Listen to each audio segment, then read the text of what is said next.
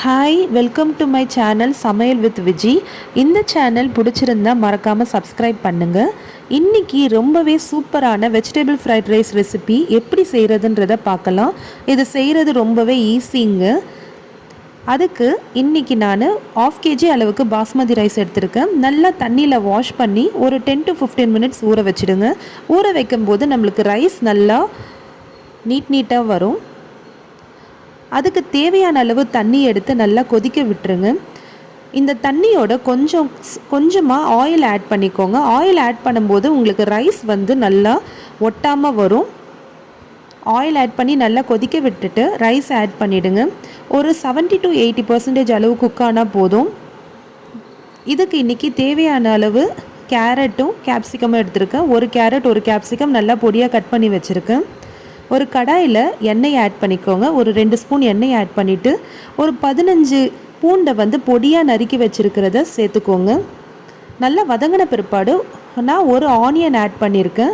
ஒரு ஆனியனும் ஒரு 2லேருந்து ஒரு 3 அளவுக்கு பச்சை மிளகா பொடியாக நறுக்குனதையும் சேர்த்துருக்கேன். பொடியாக கட் பண்ணி வச்சுருக்கிற கேரட்டையும் கேப்சிகமையும் சேர்த்துடுங்க. அந்த ஆயில்லையே நல்லா வதங்கட்டும். வெஜிடபிள் ஃப்ரைட் ரைஸ்க்கு பார்த்தீங்கன்னா வெஜிடபிள்ஸ் நல்லா க்ரன்ச்சியாக இருக்கணும். அதனால் எண்ணெயிலே நல்லா வதங்கட்டும். கூட உப்பையும் சேர்த்துக்கோங்க. உப்பு சேர்க்கும் போது வெஜிடபிள்ஸ் கொஞ்சம் நல்லா வதங்கி வரும்.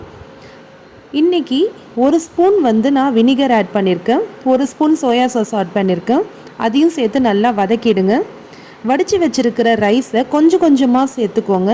சேர்த்து கலரி விடுங்க. அப்போ ரைஸ் உங்களுக்கு உடையாமல் இருக்கும். கொஞ்சமாக ஆட் பண்ணிக்கோங்க.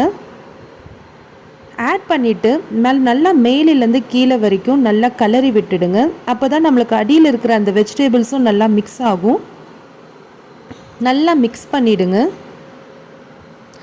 நல்லா மிக்ஸ் பண்ண பிற்பாடு நான் இன்றைக்கி ஒரு ஸ்பூன் அளவுக்கு பெப்பர் ஆட் பண்ணியிருக்கேன். பெப்பர் ஆட் பண்ணும்போது அதோடய ஃப்ளேவர் நல்லாயிருக்கும்.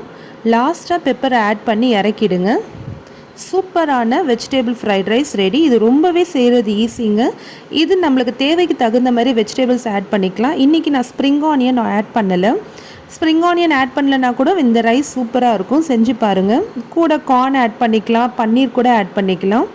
இந்த ரெசிபியை ட்ரை பண்ணி பார்த்துட்டு எப்படி இருந்ததுன்றதை சொல்லுங்கள். இந்த வீடியோ பிடிச்சிருந்தால் மறக்காமல் லைக் பண்ணுங்கள். சேனலையும் சப்ஸ்கிரைப் பண்ணுங்கள். தேங்க்யூ.